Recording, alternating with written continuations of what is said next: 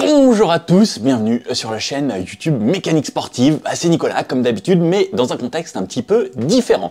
Ça fait plusieurs fois qu'on me demande un petit FAQ et je me suis dit bon allez, pourquoi pas, c'est parti pour les 100 000 abonnés. Et d'ailleurs les 100 000 abonnés, je me permets de vous présenter également ce petit colis que j'ai reçu de la part de YouTube. Puisque à 100 000 abonnés, YouTube vous offre un petit cadeau. Et ce petit cadeau se cache juste derrière. Et je tenais à vous le présenter. C'est beau! Merci 100 000 fois à toutes les personnes abonnées, aux 100 000 personnes abonnées. Vous êtes déjà un petit peu plus de 107 000. Je suis trop content d'avoir reçu ça. Alors je m'attendais que ce soit métallique, pour rien vous cacher, regardez. En fait, c'est une sorte de contreplaqué, c'est un petit peu en bois. On a quand même le miroir ici, mais qui n'est pas un vrai miroir. Regardez, vous pouvez vous voir, là, je vous filme comme ça. Je suis trop content quand même de l'avoir, c'est un sacré accomplissement. Derrière, c'est comme ça, c'est une sorte de velours pour pas que ça abîme le mur. Et on a deux petits crochets. Alors, ça fait très très stylé. Et ici, on peut écrire ce qu'on veut. Donc moi, j'ai marqué Mécanique Sportive puisque la chaîne, c'est Mécanique Sportive. Mais j'aurais pu écrire Coucou maman, il vous demande ce que vous voulez. Exactement. Alors j'aime bien révéler un petit peu tous les secrets de tournage, les petits trucs que les gens ne savent pas. Mais voilà, à quoi ça ressemble.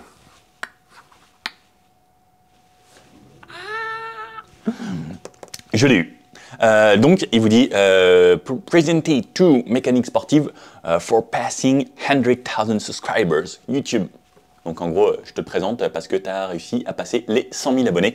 Bravo. Et puis merci à tous, puisque c'est grâce à vous un petit peu que j'ai ça à la maison. Il va juste falloir trouver un endroit où je vais pouvoir le ranger maintenant.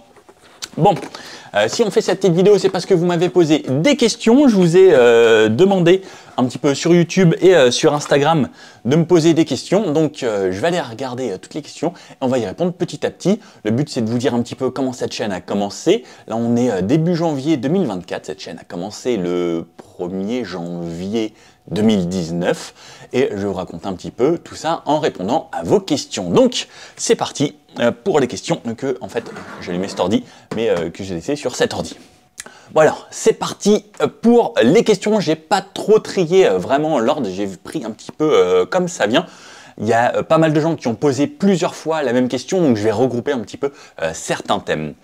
Alors, salut Nicolas, quel est ton parcours, formation? As-tu une autre activité en parallèle de celle de YouTube? Alors, j'ai pas noté les noms de tout le monde parce qu'il y avait plein de noms et tout un petit peu sur différents réseaux, mais je vais reprendre les questions comme ça. Si vous reconnaissez, n'hésitez pas à me dire oui, tu as répondu à ma question. Donc, quel est ton parcours? Bien, je suis allé à l'école un petit peu comme tout le monde. J'ai fait un bac STI génie mécanique. Je suis parti à l'étranger ensuite. Je voulais prendre un autre tournant dans ma vie et j'ai finalement fini par être prof de français à l'étranger pendant 1 an. Je suis revenu en France. J'ai bossé à GoSport grâce à un copain, Christopher, qui m'avait passé un petit coup parce qu'il s'était cassé le bras, donc vraiment inopiné, et j'ai travaillé donc au vélo puisque j'adorais le vélo depuis que je suis tout petit, j'adore les vélos et tout ce qui roule.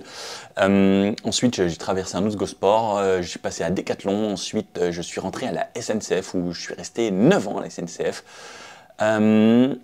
SNCF, j'étais technicien sur les trains, je me suis occupé du système de freinage, des essieux et à peu près tout, c'est en gros de la mécanique.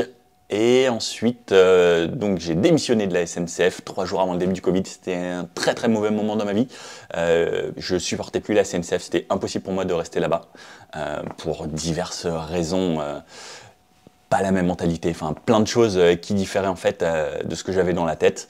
Et je démissionnais pour devenir agent immobilier. Donc j'ai fait agent immobilier jusqu'à début d'année 2023. Ensuite j'ai arrêté. Et j'avais déjà lancé cette chaîne Mécanique Sportive le 1er janvier 2019. Donc j'ai créé ça pour pouvoir faire des essais vidéo avec des copains. Puisque un jour un ami m'a dit Nico, pourquoi tu fais pas de vidéo?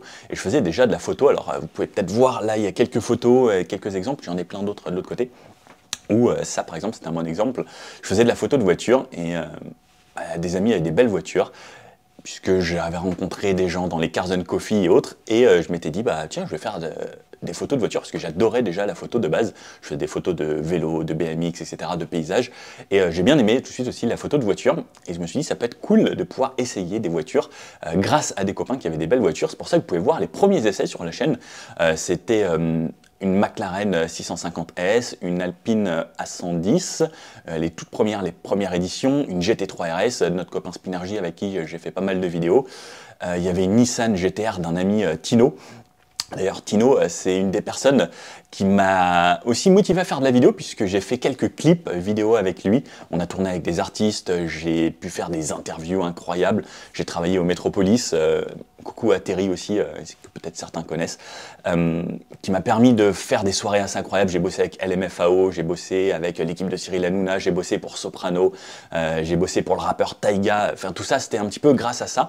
Et cet ami Tino, en fait, lui, m'avait un petit peu formé à faire de la vidéo, des montages, etc. Donc c'est un petit peu grâce à lui également que j'en suis là, donc Tino. Voilà. Et puis on s'est mis un défi dans la vie. Si on y arrive, toi et moi, un jour, c'est le premier qui est millionnaire qui s'offre une voiture à l'autre. Alors j'espère un jour y arriver. Voilà un petit peu mon parcours. Et donc quand j'ai démissionné, c'était le Covid, donc difficile de faire de l'immobilier. Et j'ai fait un petit peu de voiture. Et en fait, la voiture, et ce métier maintenant qui est devenu vraiment mon métier, c'est aussi grâce à un ami qui s'appelle Arnaud de 4 roues et un volant. Il avait un site internet avant, il reste toujours sur Instagram. Et en fait, il était blogueur, il faisait des essais, il était invité à des essais presse, puisque en fait, c'est un petit peu ce que je fais maintenant. Les marques invitent des fois des blogueurs, des gens un petit peu influents pour pouvoir faire des essais et qu'on puisse parler en gros de leur véhicule. Et cet ami m'a dit pourquoi tu fais pas d'essais presse, et moi j'étais tout petit, j'avais genre une toute petite communauté à 600 abonnés. En fait, j'ai essayé le premier Volvo XC90. Volvo est la première marque qui m'a prêté une voiture dédiée aux journalistes pour que je puisse en faire un essai complet. Et cette vidéo avait bien marché. Et moi j'étais là, je me suis dit bon bah d'accord. Et en fait on m'a expliqué comment faire. Ensuite, et grâce à des vidéos et une certaine influence, on peut avoir accès à des choses assez sympas. Et c'est pour ça que les influenceurs, influenceuses, etc. ont accès à des choses très cool qui voyagent un petit peu partout, puisqu'en fait, ça donne une certaine visibilité aux marques. Donc voilà comment j'en suis arrivé là. Et petit à petit, en fait, en essayant un essai, 2 essais, 3 essais, en fait, des essais qui ont explosé, certains, pour ceux qui sont là depuis le début, mes tout premiers essais qui ont vraiment explosé, c'était le Peugeot 3008, hybride 300 chevaux. Alors déjà, pour rien vous cacher, quand il est arrivé devant l'usine, je me suis dit, j'ai jamais vu ce Peugeot 3008. Et c'était une 3008 qui venait tout juste de sortir et qui n'était pas encore vraiment passée à la télé et autres. Et je l'ai eu le vendredi, ça passait sur Turbo et Automoto le dimanche matin. Donc j'ai sorti une vidéo très très vite et là j'ai fait 100 000 abonnés. Enfin pas 100 000 abonnés mais 100 000 vues sur le week-end. Et là c'était juste incroyable et ça a lancé la chaîne. Ensuite j'avais essayé la Dacia Sandero qui a lancé la chaîne. Alors oui, beaucoup de gens des fois me disent mécanique sportive, oui tu fais des Dacia, tu fais des Renault, tu fais des Peugeot et autres. C'est pas sportif. Alors oui, effectivement, c'est pas ce qu'il y a de plus sportif. Mon but à la base c'était de faire un petit peu comme World Supercar, qui est maintenant devenu un copain, qui avait des essais incroyables, et c'est pour ça que je vais appeler ça mécanique sportive. Mon but c'était de faire que des sportives, et mon but ultime, ça reste un jour de pouvoir essayer une Pagani. Voilà, peut-être que ça va se réaliser bientôt, je l'espère, on va travailler pour. Et donc c'est ça qui a fait que eh bien, je me suis diversifié, et aujourd'hui j'essaye beaucoup de voitures. Voilà un petit peu le parcours. Alors, deuxième question, pourquoi as-tu décidé de faire des présentations de voitures, ton métier? Et merci pour tout, j'adore ce que tu fais. Merci beaucoup à toi. Pourquoi j'ai décidé de faire des présentations de voitures, mon métier, en fait, c'est tombé un petit peu par hasard. En fait, à force de faire en sorte que ça fasse des vues, ça rapporte un petit peu de revenus. Et je me suis retrouvé à pouvoir me payer, en fait, puisque c'est très très difficile, avant de se payer, j'ai mis 1 an et demi avant de gagner le premier euro sur YouTube. 1 an et demi avant de gagner 1 euro. Imaginez-vous l'essence dépensée, le matériel, les heures de montage et autres. Et je me rappelle que mes toutes premières vidéos, je prenais une journée à tourner, je faisais 7-8 heures de montage pour faire des fois 125 vues. Ouais, c'était un petit peu difficile au début de se dire, voilà, je fais tout ça pour si peu. Et petit à petit, ça a commencé à faire des vues. Je me rappelle le premier mois, j'ai touché 2,74 € sur YouTube. Et ensuite, ça a évolué. Alors, les revenus YouTube, pour en parler, moi, ça ne me dérange pas de parler d'argent. En fait, je ne sais jamais combien je vais gagner le mois d'après, puisque je ne sais pas combien de vues je vais faire. Et les vues YouTube, en fait, c'est monétisé par rapport à la publicité qui est ciblée. Donc, en fait, quand vous voyez des pubs sur mes vidéos, eh bien, en fait, c'est des enchères, c'est des marques. Par exemple, si vous voyez une pub Renault, ça veut dire que Renault a payé une enchère avec les tags que j'ai mis, puisque c'est tags voiture, automobile, où je présente une voiture.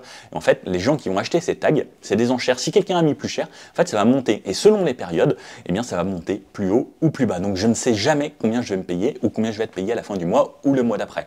C'est ça qui est très, très difficile avec ce métier. Et je me suis rendu compte que par exemple le mois de décembre, j'ai beau faire 1 500 000 vues et le mois de janvier je fais 1 500 000 vues, et bien la plupart du temps, au mois de décembre il y a beaucoup d'enchères puisque c'est les cadeaux de Noël, etc. Donc ça monte, ça monte, ça monte, et par contre en janvier, on peut diviser par deux, mais réellement diviser par deux ses revenus.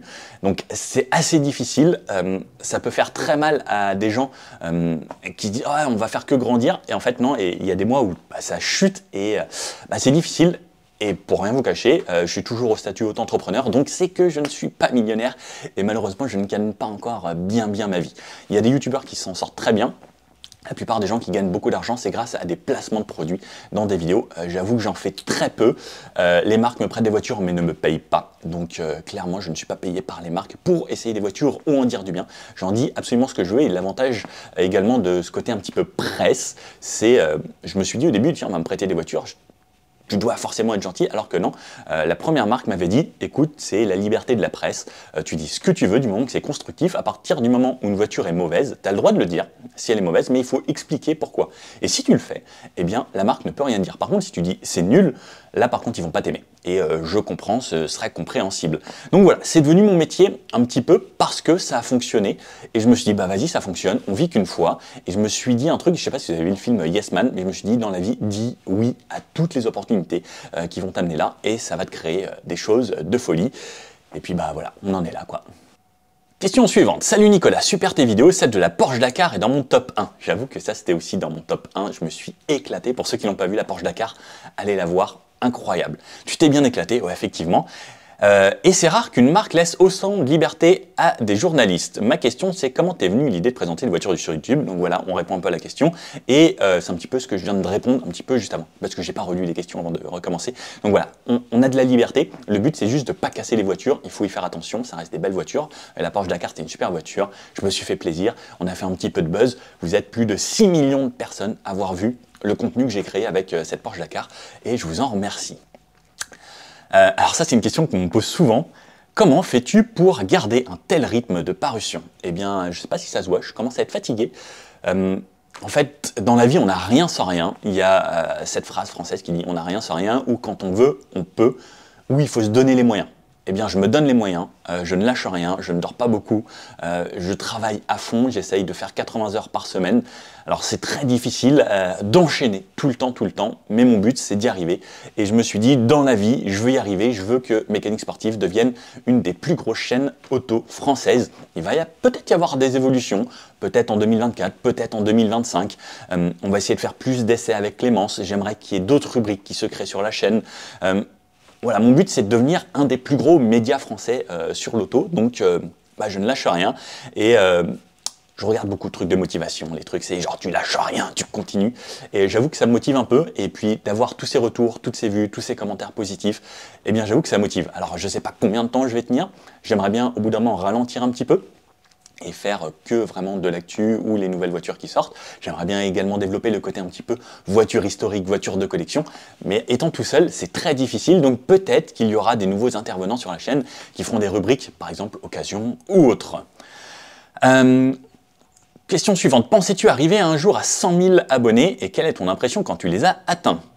Alors, quand on commence YouTube, on voit, par exemple, j'avais 1500 personnes qui me suivaient sur Facebook, puisque c'était Facebook à l'époque, et que tu vois que tu as seulement 70 personnes qui s'abonnent à ta chaîne. Tu es là, tu te dis, bon, ok, quand tu vois que tes parutions font pas forcément du buzz et autres, c'est difficile. Les amis proches te suivent, mais pas tous, il y a des gens, des connaissances et autres, ils vont pas te suivre, ils vont pas te supporter forcément. Et j'avoue qu'au début, tu te dis, si j'arrive à 1000 abonnés déjà, ce serait déjà un beau palier. Et les 100 000, en fait, j'y pensais pas du tout. Et je me suis juste dit, go, fonce, et si un jour tu y arrives, tu y arriveras. T'as pas d'autre choix. Si tu veux faire ça, fais-le. Et il y a plein de gens, je regardais des youtubeurs autres qui disaient, en fait, il faut pas faire ça pour gagner de l'argent ou ça, il faut le faire avec passion. Et si tu aimes ce que tu fais, tu vas y arriver et petit à petit, tu vas y arriver. Il y a plein de gens qui m'ont demandé, j'essaye de répondre à tous les gens qui me disent comment tu y es arrivé. Et moi, je dis en fait, il n'y a pas de secret, détermination et il faut rien lâcher. Quelle était mon impression quand je l'ai eu? J'avoue que quand j'ai passé 100 000, j'étais content. Je me suis dit, ah ça y est, j'y suis arrivé quoi. Puisque même recevoir cette petite plaque, c'est quand même une forme de consécration quoi. C'est tu te dis, waouh, j'y suis arrivé. 100 000, et c'est pas tout le monde qui arrive à 100 000, donc c'est que tu crées quelque chose qui intéresse les gens, donc ça fait plaisir.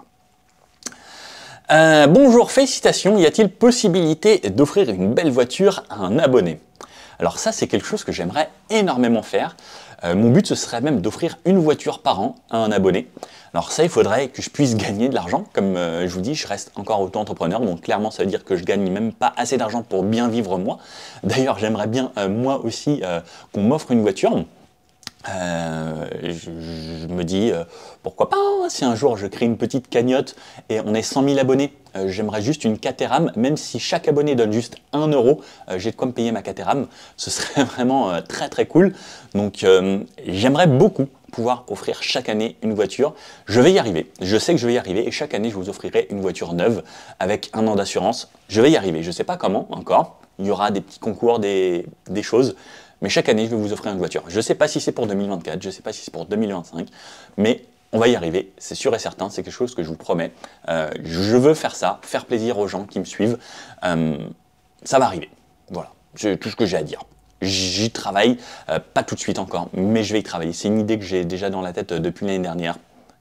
Et il va y avoir plein de choses. Mon but, c'est de partager, puisque tout ça, je l'ai grâce à vous, et mon but, c'est de vous rendre tout ce que je peux avoir. Plusieurs fois ça, on me l'a beaucoup posé.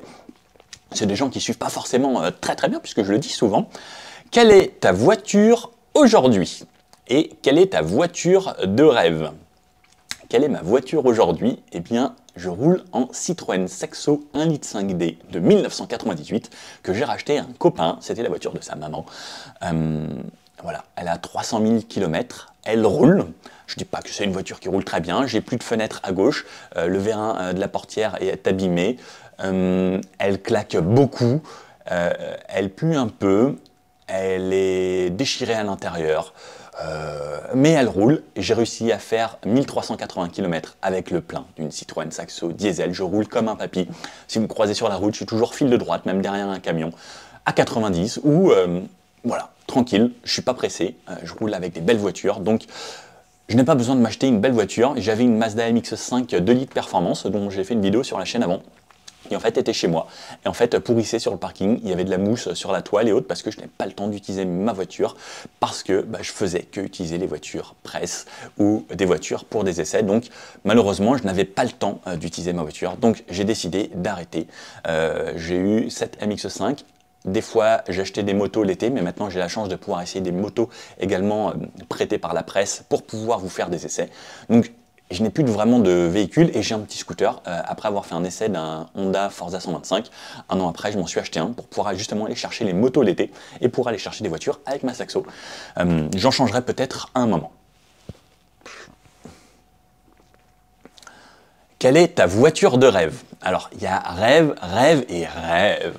Ma voiture de rêve accessible, c'est une Caterham 620R que je rêverais d'avoir, donc un jour peut-être. Deuxième voiture de rêve, c'est ce qu'il y a là, la McLaren 720. Alors mon rêve dans ce modèle, c'est la 765 LT qui me fait vraiment bander, clairement. Et ma voiture de rêve ultime, c'est une Pagani Zonda F Club Sport.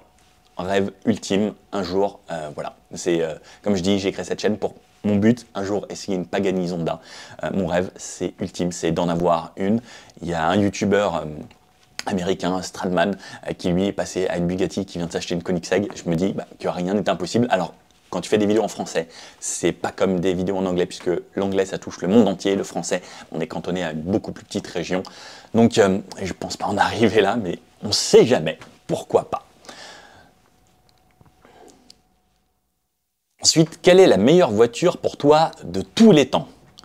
Alors ça, c'est une question tellement difficile parce qu'il y a tellement de critères. Il y a des gens qui aiment les 4x4, il y a des gens qui aiment les berlines, il y a des gens qui aiment les SUV.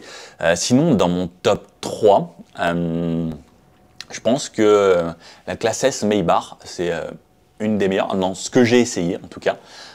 Ça fait partie du top 3 puisque c'est moderne, c'est technologique, c'est confort. Dans les voitures de tous les temps, bah, pour moi je pense la Pagani Zonda, puisque le moteur, la beauté, tout.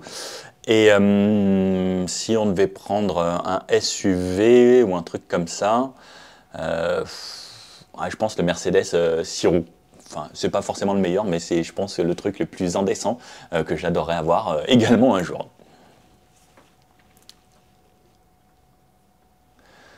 Où habites-tu? Alors, moi, je suis du 91, pas très loin d'Orly, voilà. Quelle était ta meilleure et la pire voiture que tu as testée depuis le début de ta chaîne? Alors, la pire, je peux vous le dire tout de suite, c'est la Mobilize Limo. J'avais fait un essai et c'était la pire voiture que j'ai essayée. Et pour moi, il n'y a rien qui allait. C'était mal réglé. C'était une voiture faite pour les VTC taxis et en fait, bah, non, vraiment pas terrible. Et la meilleure... bah, ça dépend ce qu'on appelle meilleure, mais je pense que celle qui m'a le plus excité, c'était sûrement la Porsche GT2 RS d'un ami qui marchait fort, ou la GT3 RS qui était assez incroyable.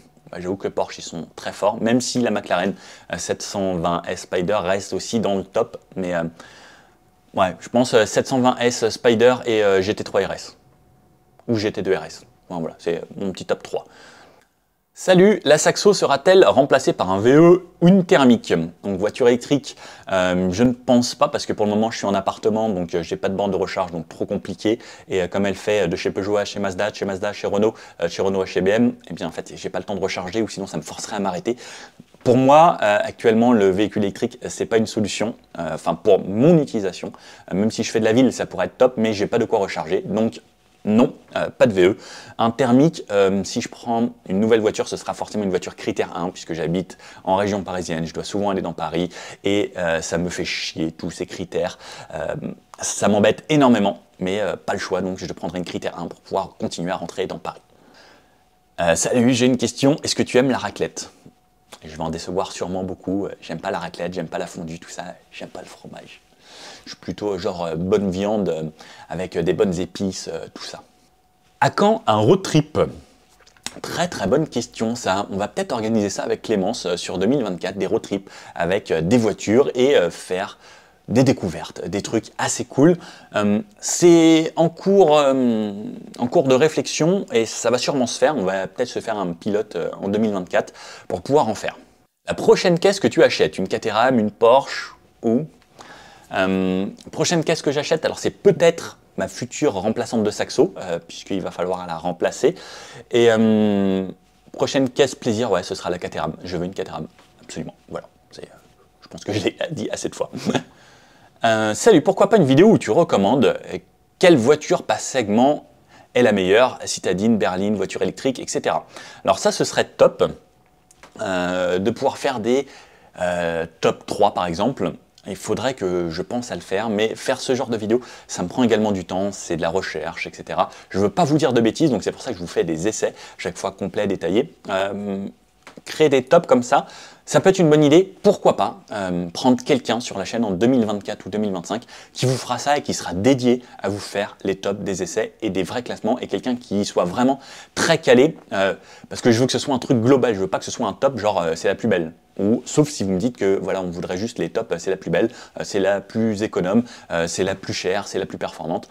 À vous de me dire également un petit peu ce que vous voulez, puisque je crée en fonction de ce dont vous avez besoin. Est-ce qu'il serait possible d'essayer par exemple des voitures déjà sorties, les mythes de l'automobile? Alors j'aimerais beaucoup faire ça. Mon but c'est d'essayer un petit peu toutes les hypercars ou les voitures assez incroyables. Ferrari Enzo, F40, F50, Countach, Diablo, les De Tomaso, Pantera, tout ce genre de voitures. J'aimerais énormément le faire. Et pareil, ça prend du temps. Trouver ces voitures, c'est différent. Niveau assurance, c'est très très compliqué. Est-ce que c'est les assurances des propriétaires, c'est pas les assurances des marques et autres, donc ça peut coûter beaucoup plus cher. Et pour vous faire une idée, quand on assure une voiture comme ça, par exemple, même pour aller sur circuit, ça coûte 1% du prix de la voiture à la journée. Donc c'est des voitures à 300, 400, 500 000 euros. Faites-vous un petit peu l'idée, c'est compliqué. Alors pourquoi pas un essai détaillé de la Saxo? Je suis certain que ça plairait à beaucoup possesseurs d'anciens ou autres notamment. Pourquoi pas? Vous variez l'état de ma Saxo, je pense que vous allez vraiment rigoler. Mais si ça vous tente, vous me le mettez dans les commentaires si vous voulez un essai de ma Saxo perso à 300 000 km. Alors ça a été pas mal demandé aussi. Salut Nico, explique-nous une journée type de comment tu choisis tes essais, la durée de l'essai avec le montage. Fais-tu ça à temps complet maintenant ou tu continues un ancien métier? Alors, est-ce que je continue un ancien métier? J'ai toujours une société de photos où je bosse des fois pour des marques ponctuellement, où je peux faire des événements. Donc vous pouvez m'embaucher comme photographe si vous avez une société, vous avez besoin de communication ou autre. Alors je le fais de temps en temps ou des séminaires. Je le fais de moins en moins puisqu'il y a YouTube également. Mais voilà, ponctuellement, j'ai ça aussi qui me permet des fois de mettre du beurre dans les épinards comme on dit. Alors je le fais pas souvent, mais ça m'arrive quand même. Ensuite, tu voulais connaître la journée type. Alors, comment c'est ma journée type? Je me lève, si possible, sans réveil, puisque j'aime pas trop mettre de réveil. On est en région parisienne, donc ça sert à rien de se lever tôt, puisque beaucoup trop de gens sont sur la route. J'essaye de manger vers 9h, 9h30. Je pars de chez moi aux alentours de 10h pour aller chercher une voiture. Je fais l'essai toute la journée. Je rentre souvent le midi quand même manger. Ensuite, essai l'après-midi, je fais mon tour, ma grosse balade, mes essais, mes tests conso et autres. Et ensuite, c'est du montage. Donc ça, c'est une journée d'essai classique en région parisienne. Ensuite, il faut aller rendre la voiture et souvent, je rends la voiture, je vais en chercher une autre et je recommence l'essai.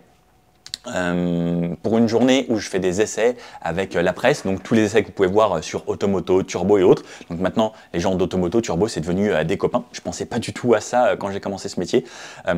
Au final, on est invité par des marques, on prend l'avion et on va essayer les voitures à un endroit. Donc ça, c'est fait parce que, en fait, souvent quand il y a des essais, ça s'appelle des essais internationaux, les marques réunissent par exemple 30 voitures au même endroit, donc 30 fois la même, pour que tous les journalistes puissent essayer cette voiture. Donc tu as tous les journalistes européens ou mondiaux qui viennent à un endroit dans le monde pour pouvoir l'essayer. Le but de choisir ces endroits, c'est qu'il fasse beau, parce que s'il fait beau, c'est plus facile à essayer une voiture, c'est plus joli pour les images, et ça reste quand même mieux. Donc on essaye nos voitures.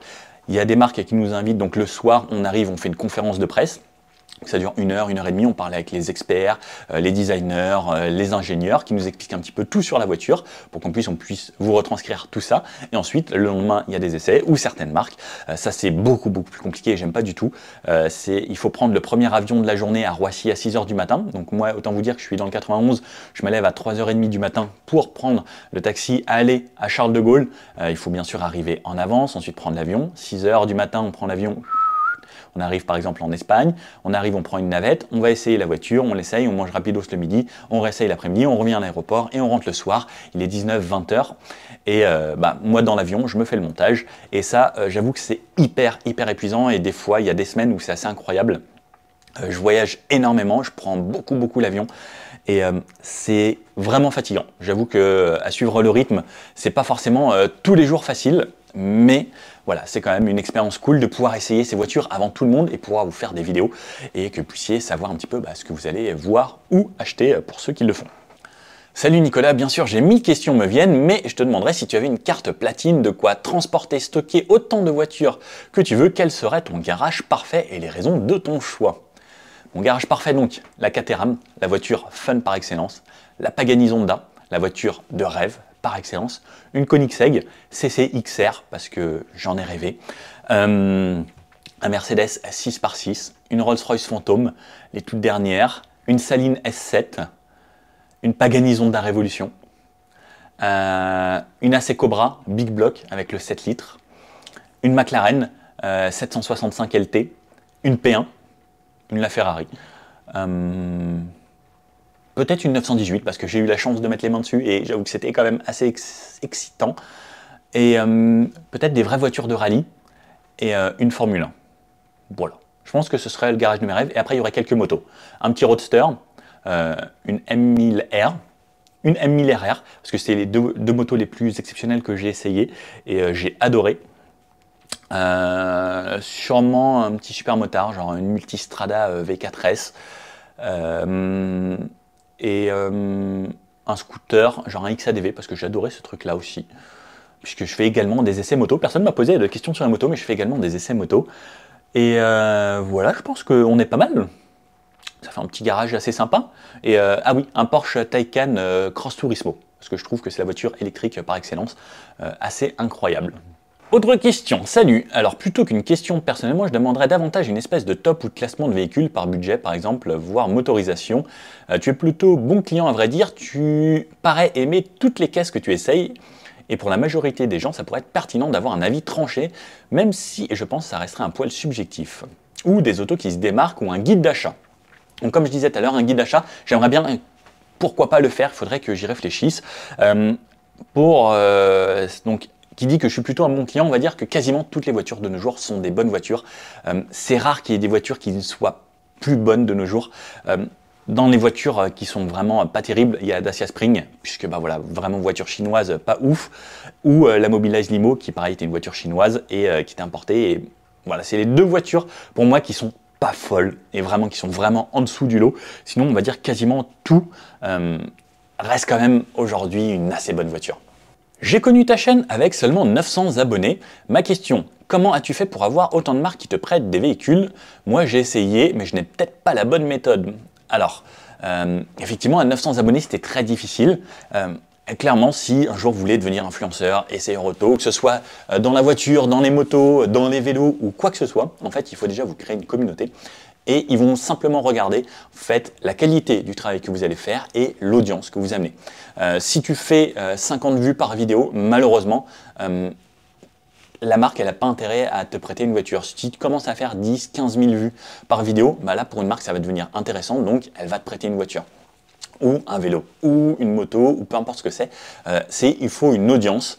À partir du moment où tu as cette audience qui regarde. Donc merci énormément à vous, comme je le dis tout le temps, c'est grâce à vous directement que je peux faire ça. Donc ça joue là-dessus.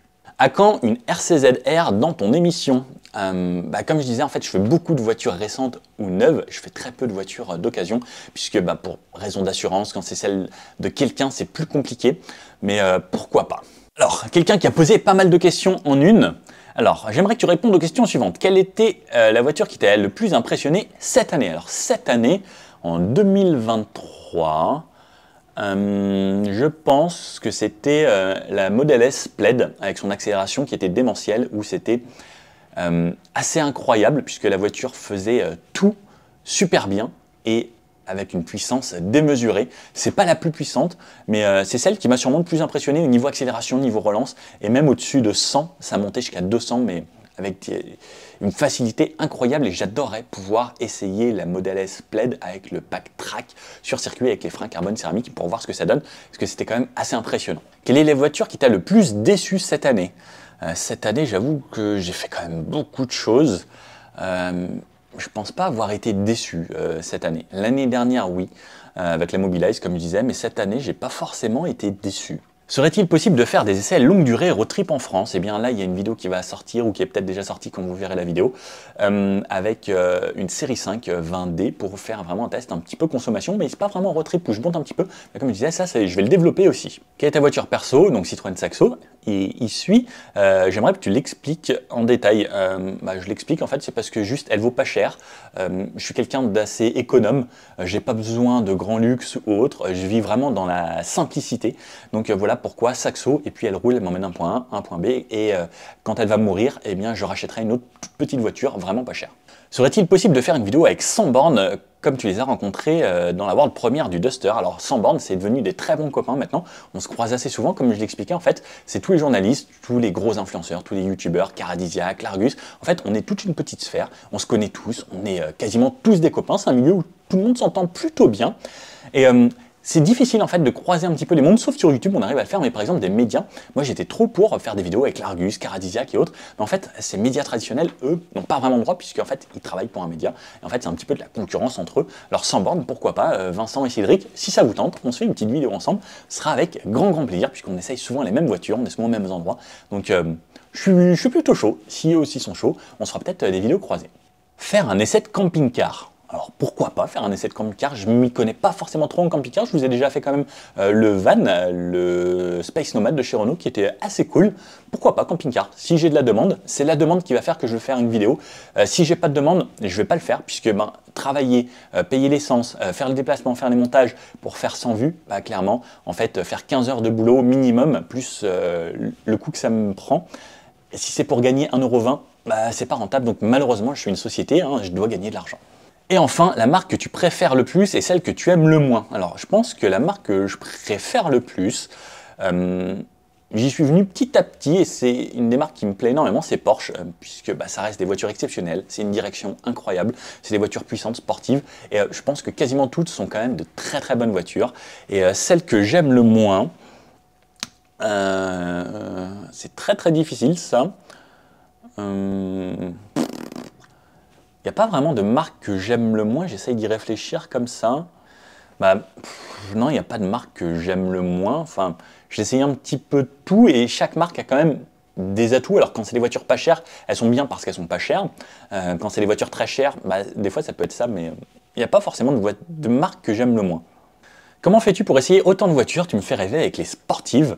Je sais pas si tu vas bientôt essayer le nouveau Tiguan, j'ai hâte de le voir, le nouveau Q3 et X2 également. Alors, nouveau Tiguan, oui, je vais l'essayer normalement, j'espère être un des premiers dans le monde comme assez souvent sur la chaîne.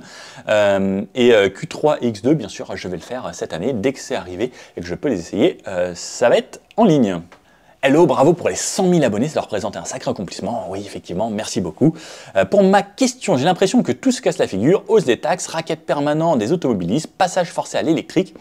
Rien n'est prêt, les normes européennes toujours plus contraignantes pour les constructeurs et les consommateurs, le prix du neuf et de l'occasion qui a explosé, l'effet Youngtimer qui prend plutôt plus aucune vieille voiture abordable, c'est vrai ça, le Youngtimer ça fait vraiment monter, disparition des petites sportives, etc. Comment peut-on encore voir l'avenir automobile d'un œil optimiste? Personnellement, je suis attristé de voir notre passion disparaître à petit feu. Et ouais, malheureusement, les gens pour qui on vote font en sorte que l'automobile disparaisse, alors que ça c'est en Europe, il y a d'autres pays. Je suis allé à Dubaï. À Dubaï, vous allez voir, vous arrivez, il y a des panneaux de 4 mètres par 12. Ils disent, voici le nouveau Nissan Patrol Nismo V6 biturbo. La pub d'à côté, c'est nouveau Macan Turbo. Ces pays s'en foutent totalement, clairement, de la pollution, de la consommation, etc. Vous allez dans d'autres pays d'Asie, ils s'en foutent totalement. Même aux États-Unis, les mecs roulent tous avec des V8. Les nouvelles voitures qui sortent, c'est des V8. Selon les États, ça dépend. La Californie fait très attention, mais vous allez au Texas, c'est pas possible d'avoir des voitures électriques. Clairement, il y a des fois des routes de 600 km, c'est tout droit. Il faut y aller. En voiture électrique, c'est intenable. Malheureusement, ouais, on nous force à faire de l'électrique. Alors, moi, je suis pas pour du tout forcer les gens à l'électrique. Ça coûte trop cher. Clairement, ça coûte trop cher. Donc, déjà, non.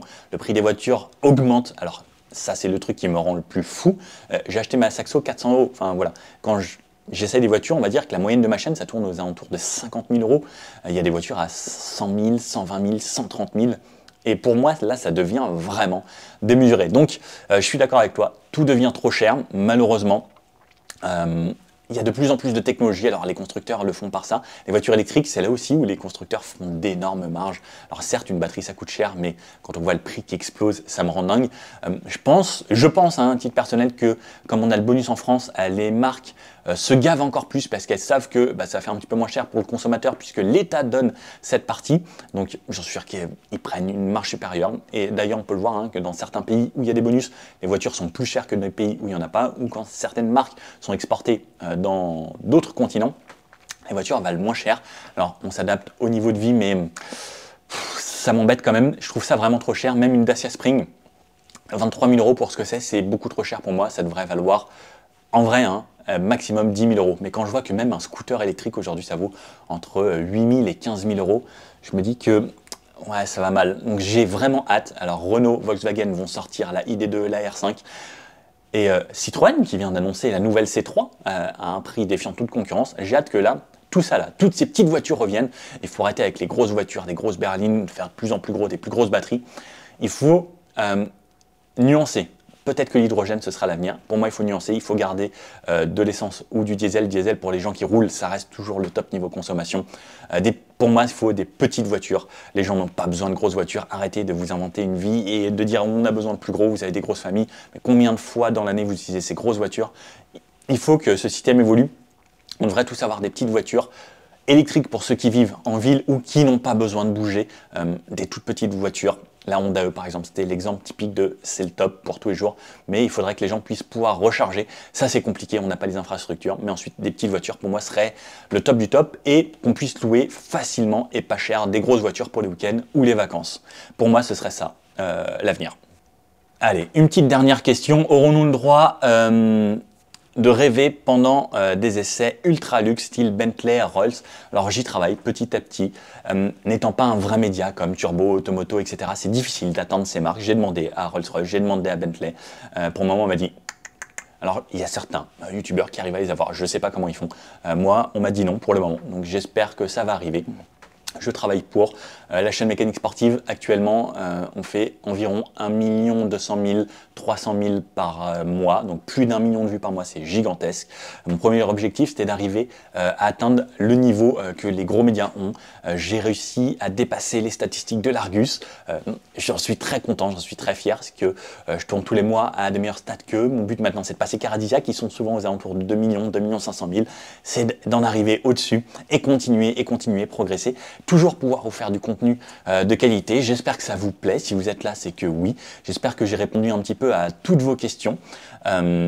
Si vous en avez d'autres, on essayera peut-être de se refaire un truc comme ça. Mon but, c'est de continuer à développer la chaîne, continuer à faire des essais, toujours des essais longue durée, peut-être faire d'autres formats qui arriveront. Il y aura peut-être de nouveaux intervenants sur cette chaîne. Clémence, on va essayer de la faire venir un petit peu plus souvent parce que vous aimez bien les comparatifs et j'avoue que ça amène une petite touche de fraîcheur. Je suis pour aussi développer le milieu féminin dans l'automobile. Je trouve qu'il n'y a pas assez de femmes et si avec ma chaîne on peut le faire, ce serait un vrai plus. Continuer, développer. Plus grand, et on ne sait pas où ça arrivera. Donc là, j'ai reçu la petite plaque en argent. La prochaine, c'est celle des 1 million. Ça va être très très dur. Si j'arrive à la voir, c'est la petite plaque dorée, je la mettrai à côté. Et puis, merci encore 100 000 fois aux 100 000 abonnés. Merci 1 million de fois au moins pour les 1 million de visiteurs qui viennent sur la chaîne. J'espère que j'ai répondu à la majorité de vos questions. Et puis, ça m'a fait plaisir de faire cette vidéo. Si vous aussi, le petit pouce bleu comme ça, n'hésitez pas à vous abonner. Et puis, si vous avez d'autres questions, on peut les mettre dans les commentaires. J'essaierai d'y répondre aussi. Puis, je vous dis à bientôt pour de prochains essais. Je vous souhaite également une très bonne année, plein de belles choses. Et on va essayer peut-être une Pagani cette année, peut-être. On sait jamais. Allez, à bientôt. Ciao.